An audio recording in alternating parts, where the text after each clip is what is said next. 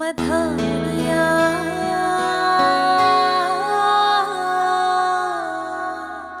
हायो मेरे डाडिया रबा के न जमिया कि नाने ले जानिया है हो हायो मेरे डाडिया रबा के न जमिया कि नाने ले जानिया है। Hey guys, today I'm going to be doing this look right here. This is inspired by Sonam Kapoor's Sangeet / Mehendi look. She looked gorgeous. Her makeup was pretty neutral and her lehenga was by Abu Jani and Sandeep Khosla. It had golden blouse and a chicken Lucknowi lehenga and it just looked out of this world. So yes, if you want to know how you can get a similar look, then please keep on watching. I'm starting off by taking the MAC Studio Moisture Cream and I'm applying it on my face. The base to any makeup should be a nice moisturizing cream so that your makeup can sit beautifully on top. So I'm just massaging this cream nicely into my skin so that my skin is nice and prepped for the makeup. Then I'm taking NYX This Is Everything lip oil and this is literally everything, and I'm going to apply it on my lips so that my lips are hydrated and nice and they look soft and supple when I apply my lipstick. For my primer, I'm going to use the NYX Photo Loving Primer because of course it is a bridal or a function look. You want to ensure that your photos come out nicely because that's what matters, and this primer will help you in doing that. And for my foundation, I'm taking the Huda Beauty foundation because it doesn't have any SPF. It's not going to have any flashback. So first I'm just applying some stripes all over my face and then using my YBP Makeup Perfector, I'm just going to blend it out. Take your time with this step. The base is the key to any makeup look. If your base looks good, your makeup will definitely look good. So make sure you take your time and blend everything out and just like make sure it's perfect. Once my foundation is done, I'm going to move on to my concealer. I'm using the Urban Decay Naked Skin Concealer and I'm applying it on the sides of my nose and under my eyes, and then I'm going to fill this area in. I'm also going to go on my eye area to ensure it's primed and nice and there is no uneven discoloration. I'm going to do that of course on the other side as well. I'm going to let it dry down for a couple of seconds so that it has better coverage as well. And I'm also going to be applying this on the centers of my face to ensure that I have more dimension on my face. So I'm going down my nose, on my upper lip, on my chin, as well as on my corners of mouth to just kind of hide the discoloration, and also right under where I would be placing my contour. And once that is done, I'm going to start blending out from the centers of my face. I'm going to blend out my eyes last because it would ensure, as I said, better coverage for your eyes.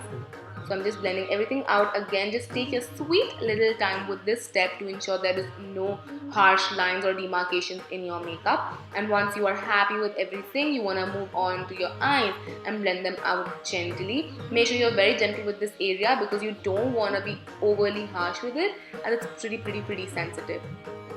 And once my eyes are also blended out and nice, I'm going to move on to powdering to ensure they stay in place. So I'm using the Kat Von D Brightening Powder. I've been obsessed with this powder. And I'm just applying this under my eyes to ensure my under eye concealer does not move even one bit. I will also be applying this powder on the areas where I've concealed so that all of them are set and locked into place. If you have oilier skin, you can powder the rest of your face. I have dry skin, so I only prefer powdering the areas where I've applied a concealer so that there is no creasing in that area. And once I'm done with applying powder to wherever I wanted to apply powder, I'm going to move on to my contour. I'm using the Maybelline V-Face Shape Contour Stick because she had a very subtle contour going on. So I'm applying this because this is a very subtle shade for my skin tone and I'm blending it out as well. And once I'm done with blending out my cheek contour, I'm also going to contour my jawline because of course you need to contour your jawline for that perfect photo. And I'm just blending that out as well. And after that, I'm going to be taking the Tarte Bronzer / Contouring shade and I'm going to apply this very lightly on top of that to set my cream contour into place. And I just love this combo. It's been my favorite combo, like recent favorite combo.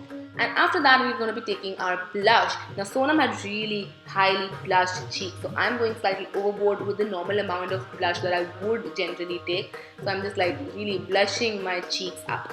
Now Sonam had a very subtle highlight going on, so I'm taking this PAC Adore Me highlighter stick and I'm just going to pick it up on my finger and apply on my cheekbones and all of the other area that I like to apply my highlighter in. Now I'm generally like a very heavy highlighter person, so for me this came very unnaturally to go so light with my highlighter. So let me know, what do you like more, like heavy highlighting or like light highlighting, subtle highlighting?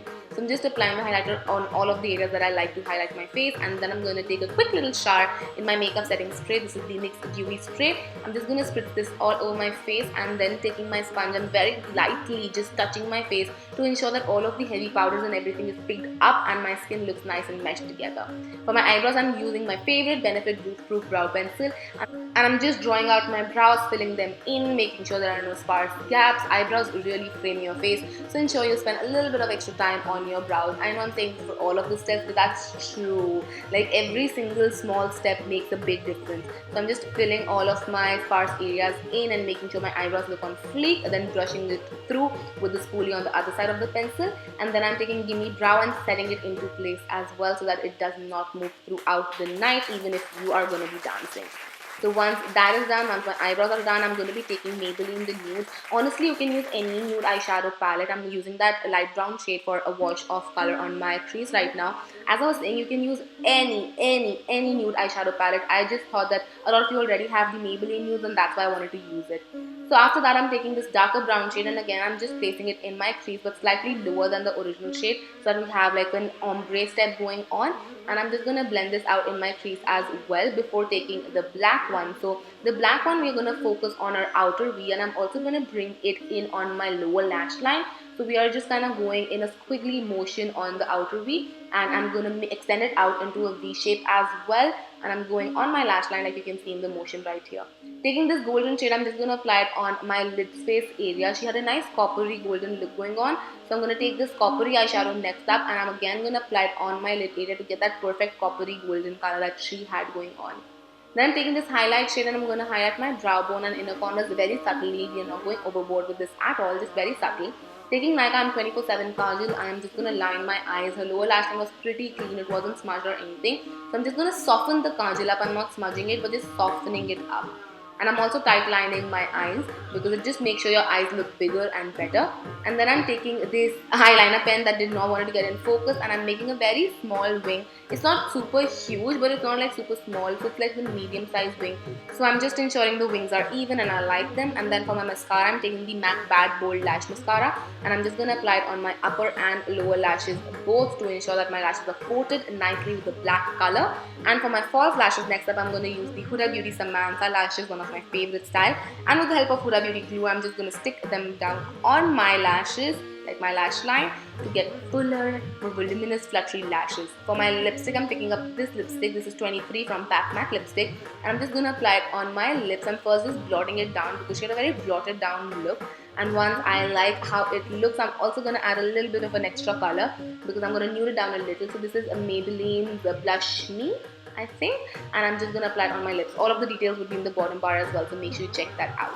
And once that is done, your look is done. Literally, you just have to put on your jewelry, your gajras and your clothes.